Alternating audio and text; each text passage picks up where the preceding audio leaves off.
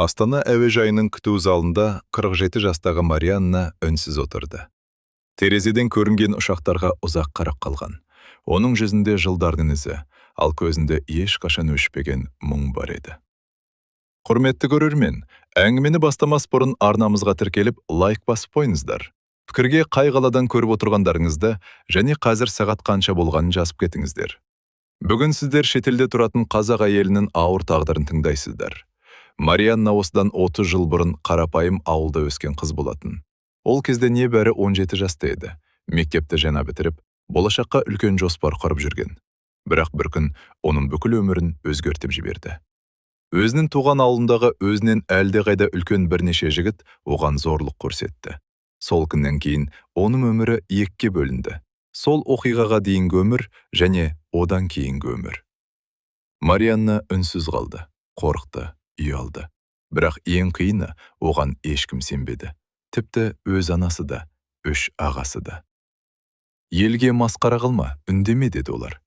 Көп ұзамай Марианна колледжде оқып жүрген кезде аяғы ауыр екенін білді.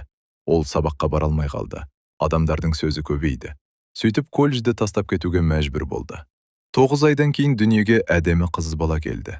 Қызым құшағын алған сәтте Марианна алғаш рет өмір сүргісі келгендей болды. Бірақ бақыт ұзаққа созылмады. Сен әлі жассың, балаға қарай алмайсың, деді үлкендер. Көп ұзамай нәрестені оның қолынан алып кетті. Марианна қанша жыласа да ешкім тыңдамады. Сол күні ол қызынан айырылды. Содан кейін жылдар өте берді. Жүрегіндегі жара жазылмады. 22 жасында ол бір жақсы адамды кездестірді. Ер адам оған шынайы көңіл бөлді. Бірақ Марианна махаббатқа сенбейтін. Сенуді әлде қашан қойған еді. Соған қарамастан тағдыр оған тағы бір мүмкіндік берді. Көп ұзамай оның ұлы дүниеге келді. Марианна бар махаббатын сол ұлына арнады. Ұлын өсірді, жұмыс істеді, күресті. Кейін шетелге көшіп кетті. Сол жақта тұрақтап қалды. Бірақ қанша жыл өтсе де, жүрегіндегі бір сұрақ тыныштық бермеді. Менің қызым қазір қайда екен? Бір күні ол әлеуметтік желіде тікелей эфир ашты. Камераға ұзақ қарап отырып қалды. Сосын баяу ғана сөйледі. Менің қызым қазір 30 жаста болу керек еді. Осы сөзден кейін оның даусы дірілдеп кетті. Егер бір жерден көріп отырсам, қызым, мен сені ешқашан тастап кеткен жоқпын. Сені менен алып кетті. Мен сені күнде ойладым. 30 жыл бойы туған күніңді ұмытқан емеспін. Марианна көз жасын сүртіп алды. Мен қазір 47-демін, ұлым бар. Бірақ жүрегінің бір бөлігі 30 жыл бұрын өзімен ажыраған қызымен бірге кетіп қалғандай. Оның осы сөздері мыңдаған адамның жүрегіне жетті. Эфир әлеуметтік желілерге тарап, бүкіл Қазақстан Марианнаның тағдырын талқылай бастады. Марианна дүниеге келгенде әкесі қатты қуанған екен. Оған дейін 3 жыл тәрбиелеп отырған әке көптен күткен қызына ерекше ат қойған. Көз тимесін, тағдыры жеңіл болсын деп. Қазақ қызы болса да Марианна деп атаған. Бірақ қыздың бақыты ұзаққа созылмады. Марианна небәрі 3 жасқа толғанда әкесі кенеттен қайтыс болды. Сол күннен бастап оның өміріндегі ең үлкен қорғаны жоғалды. Анасы жалғыз қалды. 3 ұлын оқытып адам қылуға бар күшін салды. Жылдар өте ағаларының бәрі білім алып, үлкен қалаларға кетіп қалды. Бірі дәрігер болды, бірі мұғалім болды, бірі мемлекеттік қызметке орналасты. Ал Марианна ауылда қалды. Ол ағаларының соңынан еркелеп жүгіретін. Менің ағаларым мені қорғайды деп ойлайтын. Бірақ өмір мүлде басқаша болып шықты. 17 жасында басына қайғы түскенде, ол ең алдымен туғандарын іздеді. Анасынан жұбаныш күтті, ағаларынан қорған күтті. Бірақ еш қайсысы жанынан табылмады. Ұят болады. Ел не дейді? Тыныш жүр. Олардың айтқаны осы ғана болды. Бірде біреуі. Қарындасым, қорықпа, біз сенің жаныңдамыз демеді. Марианна сол күні өзін жетім сезінді. Әкесі 3 жасында қайтыс болғанымен, дәл сол күні ол тағы да әкесіз қалғандай болды. Анасы қатал әйел еді. Өмір оны да қатайтқан болатын. Қызының көз жасына емес, елдің сөзіне көбірек алаңдады. Ұят болады деп қайталай беретін. Ал Марианна болса, түнде жастығына бетін басып жылайтын. Оған ешкім қол созбады, ешкім қорғап қалмады, ешкім сүйемелдемеді. Сондықтан ол өмірдегі барлық қиындықпен жалғыз күресуді үйренді. Кейін колледжден шығып қалды. Қызынан айырылды. Талай рет құлады, талай рет жылады. Бірақ сынбады. Өзін өзі көтерді. Өзін өзі адам қылды. Шетелге кетті, жұмыс істеді, тіл үйренді, бизнес ашты. Бүгінде 47 жасқа келген Марианна кейде терезеге қарап отырып, «Әке, сен тірі болғанында өмірім басқаша болар ма еді?» деп сыбырлайтын. Бірақ жауап беретін ешкім жоқ еді. Тек жүрегінде 30 жыл бойы жоғалтқан қызының сағынышы ғана қалған. 17 жасында басына қайғы түскенде, ол ең алдымен үйіне жүгіріп келді. Аяғы дірілдеп тұрды. Көз жасы тоқтар емес. Ол анасының құшағына кіріп, жылап алғысы келді. Анашым мені қорғайды деп ойлады. Бірақ бәрі оның ойлағанындай болмады. Анасы үнсіз тыңдап отырды. Сосын ауыр күрсінді. Енді болған іске бола, елге масқара болма деді. Бұл сөз Марианнаның жүрегіне пышақтай қадалды. Келесі күні ол ағаларына хабарласты. Үшеуі де қалада оқып жүрген. Ол олардың келіп, өзіне араша түсетініне сенді. Бала күннен бері ағаларының соңынан қалмайтын. Әкесі жоқ кезде соларды қорған көретін. Бірақ ағаларының да айтқаны ұқсас болды. Ұмыт, өткенді қозғама. Елдің сөзі көбейеді. Сол сәтте Марианна дүниеде жалғыз қалғандай күй кешті. Оның жанын түсінуге тырысқан ешкім болмады. Күндер өте берді. Ал бір күні дәрігердің кабинетінен шыққанда, оның өмірі тағы өзгерді. Сенің аяғың ауыр, деді дәрігер. Марианна орындыққа үнсіз отырып қалды. Бүкіл әлем төңкеріліп кеткендей болды. Сол кезде ол небәрі колледждің 1-ші курс студент еді. Арманы көп болатын. Мұғалім болғысы келетін. Бірақ тағдыр оған басқа жол дайындап қойған еді. Колледждегі достары біртіндеп алыстай бастады. Ауылдағы адамдар сыртынан сыбырлайтын болды. Соңында ол оқуын тастауға мәжбүр болды. Іші күн сайын өсіп бара жатқанда, оның қорқынышы да бірге өсті. Бірақ сол қорқыныштың арасында бір үміт пайда болды. Ол дүниеге келетін сәби еді. Марианна түнде жалғыз жатқанда іштегі қызымен сөйлесетін. Қызым, сен ғана мені тастамашы. Ол қызына ат қойып та қойған еді. Қандай көйлек кигізетінді елестететін. Тіпті туған күндерін бірге қалай өткізетіндерінде армандайтын. Бірақ өмір оған тағы бір ауыр сынақ дайындап тұрғанын ол әлі білмейтін. Күткен күн де келді. Марианна ұзақ толғатып, дүниеге сап-сау қыз әкелді. Қызын алғаш рет құшағына алған сәтте, ол өмірінде бірінші рет шын бақытты сезінді. Кішкентай сәби көзін ашып, анасына үнсіз қарап жатқандай көрінді. Марианна қызын бауырына қысып, «Мен сені ешкімге бермеймін, қызым», деп сыбырлады. Бірақ тағдыр оны тағы сынады. Перзентханадан шыққаннан кейін көп ұзамай үлкендер жиналды. Олар жас ананың жағдайын емес, өз шешімдерін айтып отырды. «Сен әлі жассың, балаға қарай алмайсың, болашағың бар, қыз бізде қалады». Марианна қарсарсы болды, жылады, жалынды. Бірақ оның сөзін ешкім тыңдамады. Сол күні оның қолынан сәбиін алып кетті. Кішкентай қыз жылап жатты. Марианна да жылады. Бірақ олардың көз жасына ешкім назар аудармады. Үйге қайтқан күні ол бесіктің бос тұрған жеріне ұзақ қарап отырды. Үй іші тым-тырыс еді. Тек оның жүрегі ғана айғайлап тұрғандай болатын. Сол түні ол ұйықтамады. Таң атқанша қызын ойлады. Қазір тоңып жатқан жоқ па екен? Жылап жатқан жоқ па екен? Мені іздеп жатқан жоқ па екен? Осы сұрақтар оның жанын жегідей жеді. Күндер айға айналды. Айлар жылға айналды. Бірақ қызына деген сағыныш азаймады. Керісінше, жыл өткен сайын күшейе түсті. 22 жасында ол бір жігітті кездестірді. Жігіт оған жақсы қарады, қамқор болды, оны түсінуге тырысты. Бірақ Марианнаның жүрегі әлдеқашан жараланып қалған еді. Ол ешкімге толық сенбейтін, махаббатқа да сенбейтін. Сондықтан ол өзін ешқашан бақытты әйел болам деп елестете алмады. Бірақ өмір оған тағы бір мүмкіндік берді. Көп ұзамай ұлы дүниеге келді. Ұлын алғаш көргенде оның көзінен жас шықты. Өйткені ол өз қызын есіне түсірді. Ұлын құшағына қысқан сайын, «Мен енді ешкімге сені бермеймін» дейтін. Сол сөзді ол өзіне серт етіп алған еді. Ұлы оның өмір сүруге деген күшіне айналды. Марианна күндіз-түні жұмыс істеді. Ешкімнен көмек сұрамады, ешкімге мұңын шақпады. Өйткені өмір оған бір нәрсені үйреткен еді. Кейде адамды бөтендер емес, ең жақын адамдары жаралайды. Жылдар өте келе ол шетелге көшіп кетті. Жаңа өмір бастады. Тіл үйренді, жұмыс істеді, кәсіп ашты. Бірақ қай елде жүрсе де, қай қалада тұрса да, бір күнді ешқашан ұмытпайтын. Ол қызының туған күні еді. Жыл сайын сол күні жалғыз қалып, терезеге қарап отыратын.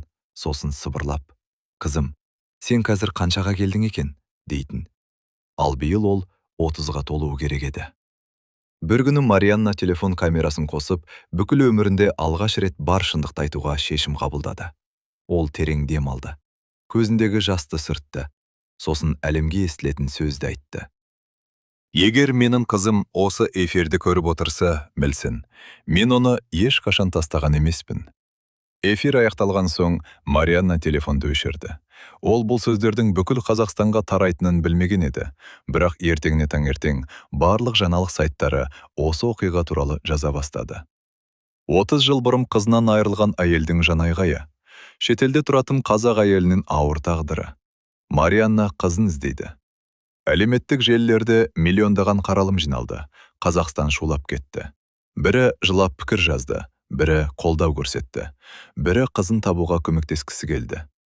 Көп ұзамай журналистер Марианнаны студияларға шақыра бастады. Бір сұхбатта жүргізуші: «Сіз қызыңызды соңғы рет қашан көрдіңіз?» деп сұрады. «Перзентханадан шыққаннан кейін», деді Марианна, көз жасын тыя алмай. «Сол күннен кейін көрген емеспін». Студиядағы адамдар үнсіз қалды. Сұхбат бүкіл елге тарады. Осыдан кейін кейбір құқық қорғаушылар мен журналистер бұл оқиғаны зерттеуге кірісті. Арада бірнеше апта өткенде үлкен арналардың бірінде тікелей эфир ұйымдастырылды. Студияға журналистермен бірге осы іске қызығушылық танытқан Зейнеттегі тергеуші де шақырылды. Жүргізуші оған бұрылды. «Сіз қандай да бір дерек таптыңыз ба?» Тергеуші алдындағы қағаздарды қарап отырды. Сосын баяу сөйледі. «Біз бірнеше бағыт бойынша ақпарат жинадық. Кейбір мәліметтер өте қызық болып шықты». Студия тынышталып қалды. Марианна да орнынан қозғала алмай отырды. «Бізге жеткен мәліметтер бойынша, сәби қыз Қазақстанда қалмаған болуы мүмкін». Марианнаның жүрегі дүрсілдеп кетті. «Не дейсіз?» деді жүргізуші. «Кейбір құжаттар мен куәгерлердің сөздері бойынша, қызды асырап алған адамдар кейін Қазақстаннан көшіп кеткен сияқты». «Қайда?» «Әзірге нақты айта алмаймыз, бірақ біздің зерттеуіміз бірнеше жылдан кейін олардың Үндістанға қоныс аударған болуы мүмкін екенін көрсетіп отыр». Студияда отырғандардың бәрі таң қалды. Марианна көзін жұмып қалды. Ол 30 жыл бойы қызын Қазақстаннан іздеп берген. Ал енді алғаш рет оның басқа елде болуы мүмкін екені айтылып отыр. «Бұл нақты ақпарат па?» деп сұрады журналист. «Жоқ, әзірге бұл тек зерттеліп жатқан бағыт, бірақ сәйкестіктер өте көп. Жас мөлшері сәйкес келеді, уақыты сәйкес келеді. Кейбір құжаттардағы деректер де бір-біріне жақын». Марианна қолмен аузын жауып отырды. Көзінен жас ақты. «Сонда қызым тірі болуы мүмкін бе?» деді ол әрең. Тергеуші оған қарап басын изеді. «Иә, біз дәл қазір ештеңені нақты айта алмаймыз, бірақ мұндай мүмкіндік бар». Студияда отырғандар қол соқпады, ешкім сөйлемеді, өйткені бәрі бірінен түсінген еді. 30 жыл бойы жоғалған қыз туралы алғашқы нақты үміт пайда болған болатын. Ал Марианна сол түні қонақ үйге оралғанда алғаш рет терезеге қараттырып дұға етті. «Құдайым, егер қызым шынымен тірі болса, оны бір рет көрсем болды».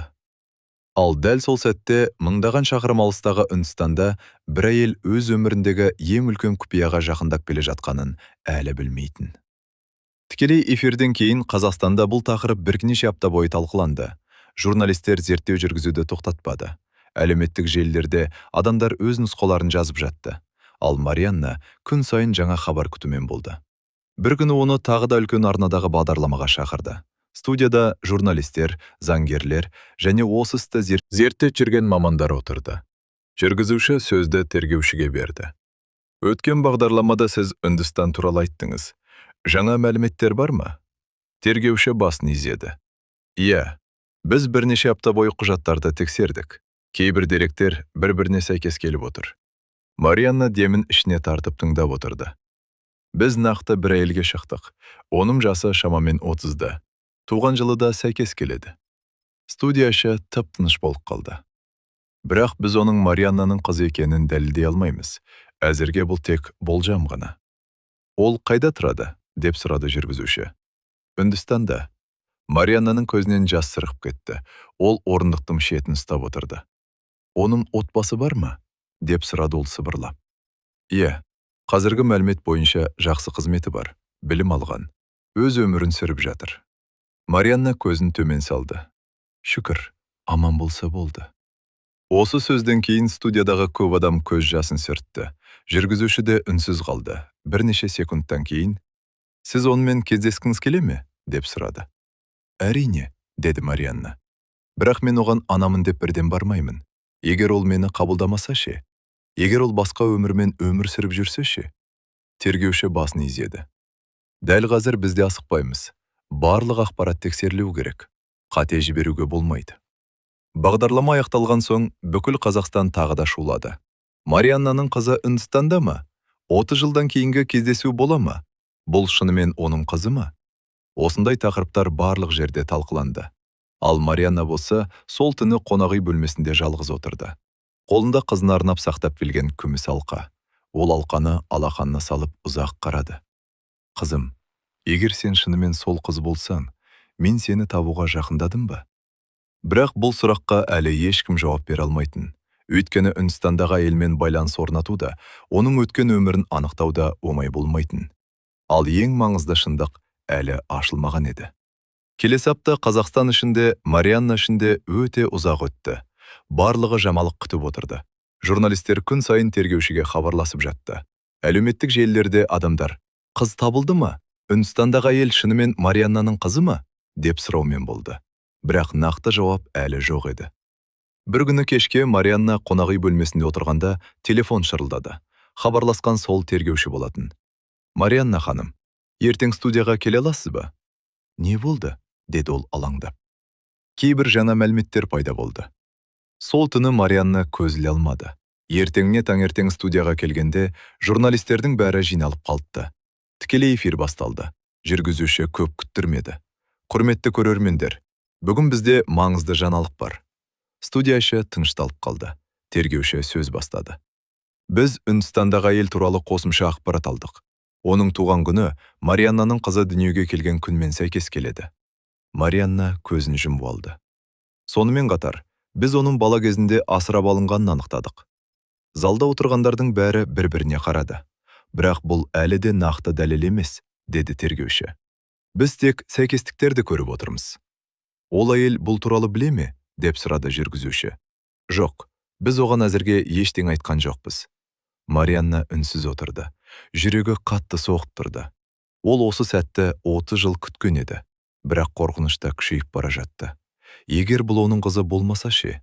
Ал егер қызы болса, оны абылдамай қойса ше?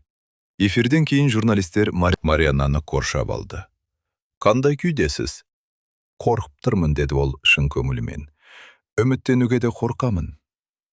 Сол түні Үндістанда жаңбыр жауып тұрды. Үлкен қаладағы пәтерінде отырған 30 жастағы әйел ноутбугын жауып терезеге қарады. Соңғы күндері оған бір түрлі хаттар келе бастаған еді. Қазақстаннан түсініксіз сұрақтар, өткен өмірі туралы, туған күні туралы, бала кезінде асырап алынған туралы. Ол мұның бәріне таңғалып жүрген. Өйткені өмірінде алғаш рет өзінің кім екенін ойлай бастаған еді. Ал Қазақстанда Марианна терезе алдында тұрып дұға жасап тұрды. Ол әлі қызының жүзін көрмеген, дауысын естімеген, атын да білмейтін. Бірақ тағдыр екеуін бұрынғыдан да жақындатып келе жатқан еді. Алайда ең қиын сәт, алғашқы байланыс әлі алда болатын. Арада тағы бірнеше күн өтті. Қазақстандағы жаңалықтардың бәрі осы оқиғаны талқылап жатты. Марианна көшеге шықса да, адамдар танып қалатын болды. «Қызыңыз табылады, сеніңіз», деп қолдау көрсететін. Бірақ Марианна үшін әр күн бір жылдай өтетін, күту қиын еді. Бір күні кешке оны тағы да тікелей эфирге шақырды. Бұл жолы студияда журналистер ғана емес, осы істі зерттеп жүрген халықаралық іздеу тобының өкілдері де отырды. Жүргізуші сөзді мамандардың біріне берді. «Сіздер Үндістандағы әйелмен байланыс орнаттыңыздар ма?» Маман басын изеді. «Иә, біз алғашқы байланысқа шықтық». Марианна отырған орында қатып қалды. «Ол не деді?» деп сұрады жүргізуші. Ол өзінің бала кезінде асырап алынғанын растады. Студиядағы адамдар демін ішіне тартып тыңдап отырды. Сонымен қатар, оның қолындағы кейбір құжаттар біздегі мәліметтермен сәйкес келіп отыр. Марианнаның көзінен жас сырғып кетті, бірақ маман сөзін жалғастырды. «Алайда біз әлі нақты қорытынды жасай алмаймыз. Себебі мұндай сәйкестіктер кейде кездейсоқта болуы мүмкін». Үміт пен қорқыныш қатар тұрған сәт еді. Жүргізуші Марианнаға қарады. «Қазір без сезініп отырсыз?» Марианна үнсіз қалды. Сосын баяу ғана: «Мен 30 жыл күттім. Тағы да күтемін. Кек асығып, қатерік жасағым келмейді», деді. Эфир аяқталған соң ол студиядан шықпады. Журналистер тарап кеткеннен кейін бос орындықтарға қарап ұзақ отырды. Сол кезде тергеуші жанына келді. «Үмітіңізді үзбеңіз». «Мен үзбеймін», деді Марианна. «Бірақ қорқамын». «Неден?» «Бір күні оның менің қызым емес екенін естуден». Тергеуші үнсіз қалды, өйткені бұл қорқынышты ол да түсінетін. Ал дәл сол уақытта Үндістанда әлгі әйел өз үйінде ескі құжаттарды ақтарып отырды. Бала кезінде сақталған бірнеше сурет, түсініксіз жазулар, өзі білмейтін адамдардың аттары, кейбір даталар. Ол бұрын мән бермеген нәрселер енді маңызды болып көріне бастады. Өйткені оның да көкейінде бір сұрақ пайда болған еді. Мен шынымен кіммін? Ал Қазақстанда Марианна сол түні тағы да қызының сәби кезінен сақтап келген күміс алқасын қолыма алып отырды. Ол алқаны 30 жыл бойы ешкімге көрсетпеген. «Қызым, қай жерде болсаң да аман болшы». Сол сәтте оның телефонына тергеушіден қысқа ғана хабарлама келді. «Біз маңызды құжат таптық, ертең кездесеміз». Марианнаның жүрегі тағы да дүрсілдей жөнелді. Өйткені ертеңгі күн оның өмірін түбегейлі өзгертуі мүмкін еді. Ертеңіне таңертең Марианна белгіленген жерге ерте келді. Түні бойы көз ілмеген, жүрегі бір сәтке де тынышталмаған. Тергеуші мен журналистер жеке кабинетте күтіп отыр екен. Үстелдің үстінде бірнеше папка жатты. Марианна кірген бойда олардың жүзінен бір өзгеріс байқады. Бәрі тым салмақты еді. «Не болды?» деді ол асыға. Тергеуші алдында құжаттарды ашты. «Кеше біз Үндістаннан қосымша мәлімет алдық». Марианна үнсіз тыңдап отырды. Құжаттарға қарағанда ол әйелдің асырап алынғаны рас. Одан кейінше асырап алған отбасы Қазақстаннан кеткен адамдармен байланыста болған. Марианнаның қолдары дірілдей бастады. «Бұл әлі нақты дәлел емес», деді тергеуші. «Бірақ сәйкестіктер көбейіп келеді». Журналистердің бірі сөзге араласты. «Осы оқиға шыққалы бері бүкіл Қазақстан сіз туралы айтып жатыр. Көп адам қызыңыздың табылуын тілеп отыр». Марианна басын төмен түсірді. «Мен үшін ең маңыздысы оның бақытты болғаны. Егер ол шынымен сіздің қызыңыз болып шықса ше?» Бұл сұраққа ол бірден жауап бере алмады. Бірнеше секунд үнсіз отырды. «Онда мен Құдайға шүкір айтамын. Басқа ештеңе сұрамаймын».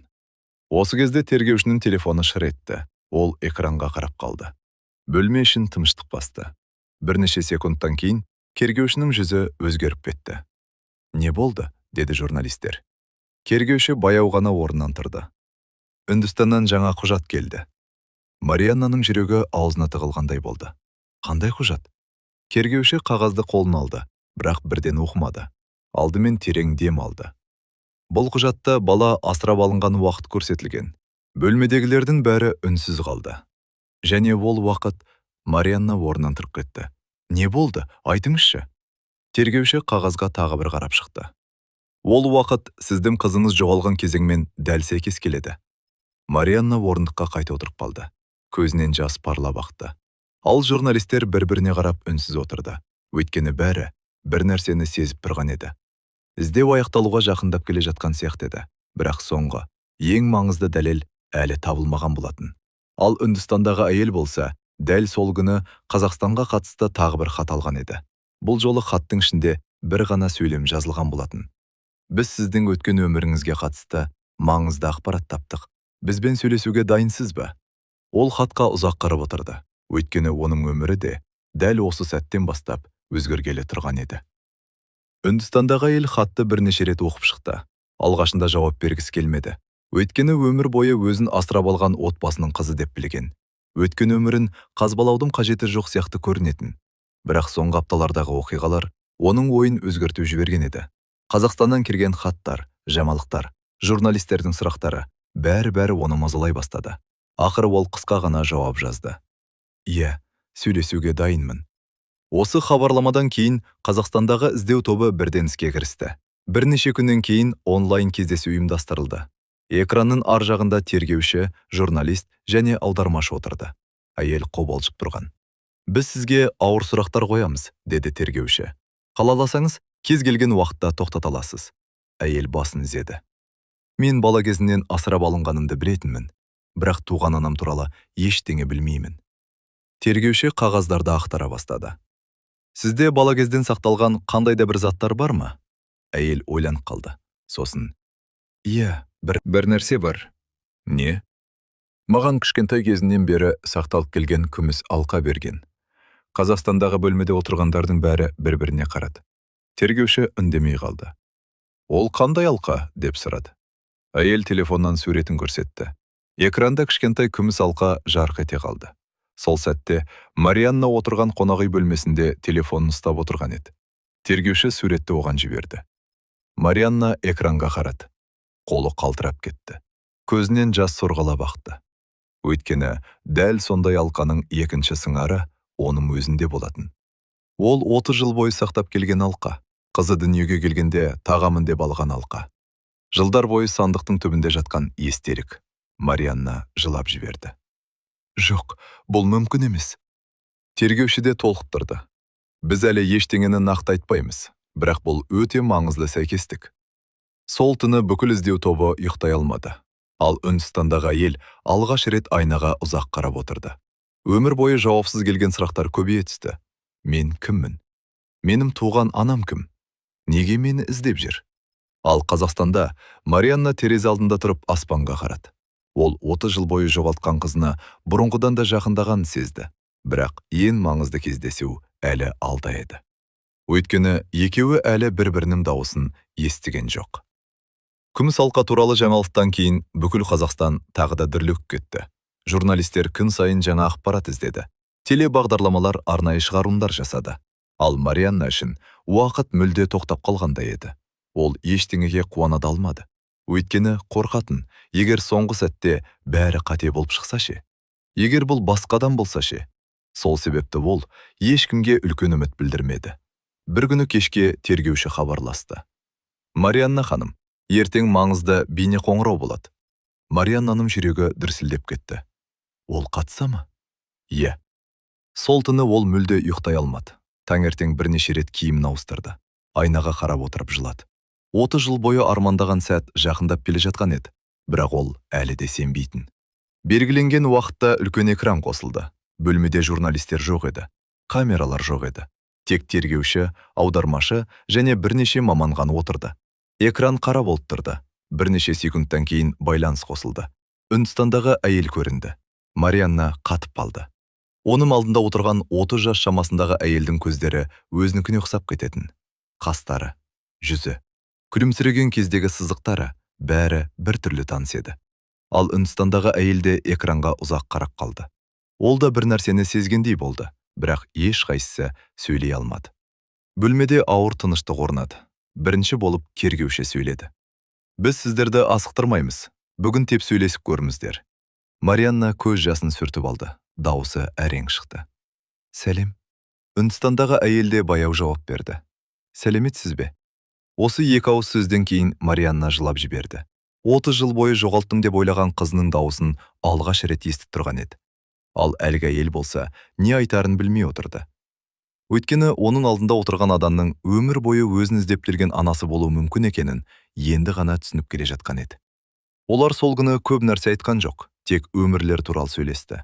Марианна ұлы туралы айтты. Өзінің шетелге қалай кеткенін айтты. Ал әйел өз өмірін баяндады. Мектебі туралы, жұмысы туралы, Үндістандағы өмірі туралы. Қоштасар кезде бірнеше секунд үнсіздік болды. Сосын әйел күтпеген жерден. Мен тағы сөйлессем бола ма? Деді. Марианнаның көзінен жас қайта ақты. Әрине қызым. Сол сөзді айтқан соң ол бірден кешірім сұрады. Кешір. Әлі нақты ештеңе белгілемес қой. Бірақ әйел ренжіген жоқ. Тек күлімсіреп, ештеңе етпейді, деді. Ал байланыс үзілген соң, Марианна орындыққа отырып қалды. Өйткені 30 жыл бұрын үзілген жіптің бір ұшы қайта жалғана бастағанда еді. Бірақ алда әлі де соңғы жауап күтіп тұрған. Олардың шын мәнінде ана мен қыз екенін дәлелдейтін соңғы шындық әлі жарияланбаған болатын. Бейне қоңыраудан кейін бірнеше күн өтті. Марианна бұрынғыдай жалғыз сезінбейтін болды. Өйткені күн сайын Үндістандағы елден қысқа хабарламалар келе бастады. Алғашында қарапайым ғана сұрақтар болатын. Сіз бала кезде қандай болғансыз? Нені жақсы көрдіңіз? Әкем қандай адам болған? Марианна әр хабарламаны көз жасымен оқитын. Өйткені 30 жыл бойы айта алмай жүрген әңгімелерін алғаш рет біреуге айтып жатқан еді. Бір күні әйел күтпеген сұрақ қойды. Менің туған күнімде жаңбыр жауды ма? Марианна бірден жылап жіберді. Өйткені сол күнді өмірінде ұмытпаған еді. Е, қызым, перзентхана терезесіне жаңбыр тамшылап тұрған. Жауап ұзақ келген жоқ. Мен де жаңбырды жақсы көремін. Осы хабарламадан кейін Марианна ұзақ уақыт үнсіз отырды. Кейде адамдар бір-бірін қан арқылы ғана емес, жүрек арқылы да танитын сияқты көрінді. Ал осы уақытта тергеушілер соңғы құжаттарды тексеріп жатты. Журналистер де тағатсыздана күтті. Бүкіл Қазақстан күтті. Соңғы қорытындыға аз ғана уақыт қалған еді. Сөйтіп, бірнеше аптадан кейін үлкен баспасөз мәслихаты ұйымдастырылды. Зал адамға лық толды. Камералар қосылды. Журналистер орындарын алды. Марианна бірінші қатарда отырды. Қолы дірілдеп тұр. Жүрегі кеудесінен шығып кетердей соғып тұр. Тергеуші мінберге көтерілді. Ол алдындағы қағаздарға қарап біраз тұрды. Сосын микрофонға жақындады.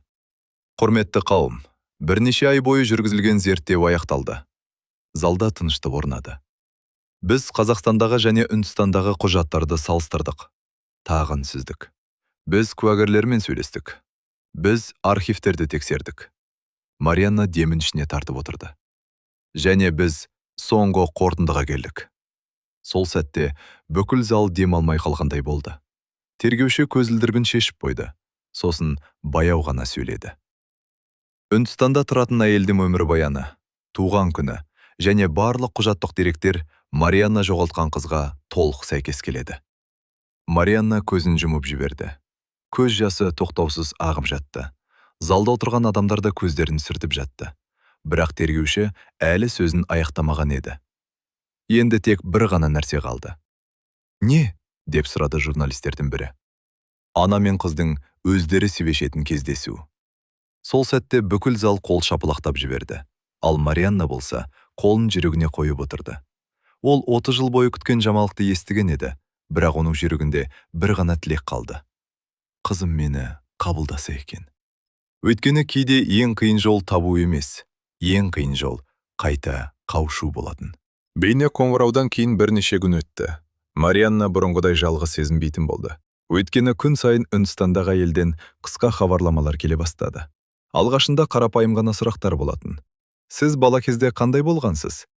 Нені жақсы көрдіңіз? Әкем қандай адам болған? Марианна әр хабарламаны көз жасымен оқитын. Өйткені 30 жыл бойы айта алмай жүрген әңгімелерін алғаш рет біреуге айтып жатқан еді. Бір күні әйел күтпеген сұрақ қойды. Менің туған күнімде жаңбыр жауды ма? Марианна бірден жылап жіберді. Өйткені сол күнді өмірінде ұмытпаған еді. Иә, қызым, перзентхана терезесіне жаңбыр тамшылап тұрған. Жауап ұзақ келген жоқ. Мен де жаңбырды жақсы көремін. Осы хабарламадан кейін Марианна ұзақ уақыт үнсіз отырды. Кейде адамдар бір-бірін қан арқылы ғана емес, жүрек арқылы да танитын сияқты көрінді.